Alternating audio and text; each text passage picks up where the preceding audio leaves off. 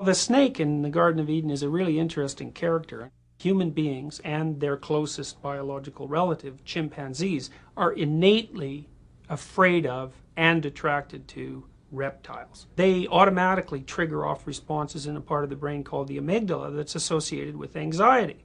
And I think the evolutionary reason for this is that mammals and reptiles have been at war, in a sense, over ecological turf for something between 60 million and 200 million years. Reptilian features, which are cold-blooded, piercing-eyed, toothed, lurking, nocturnal, out there, out in the unknown, out where chaos is. The snake is representative of the unknown, in a sense, and it's an ambivalent feature, and you see that even in its use in mythology, because, for example, the dragon in Western culture is a negative feature, but in Chinese culture it's a positive feature. And so the unknown is like that, it's positive and negative. The snake in the Garden of Eden is representative of all those things that lurk when you think you know what you're doing. And when you think you know what you're doing, you've carved out this little Eden, this little paradise in which you're operating. But there's always something that's lurking, and that's all the things you're not paying attention to. Well, that's the snake. And when that snake pops up, we're wired. If a little snake pops out, we might want to run away from it. But like, we're curious about that. We're going to go over there and investigate it right away. Now, when chimps come across a python in the forest, they have a specific cry.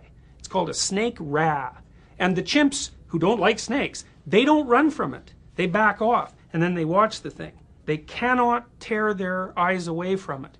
And some of them will stand there and look at it for 10 minutes. Other individuals will stand there for hours watching the snake. The unknown is fascinating. We can't look away from it. We have to encounter it, even if it's terrifying.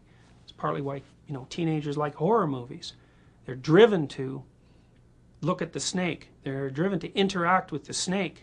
In Genesis, of course, interacting with the snake means the end of paradise, just like it does in life. There are ideas that the serpent in the Garden of Eden was Satan and trying to destroy God's handiwork.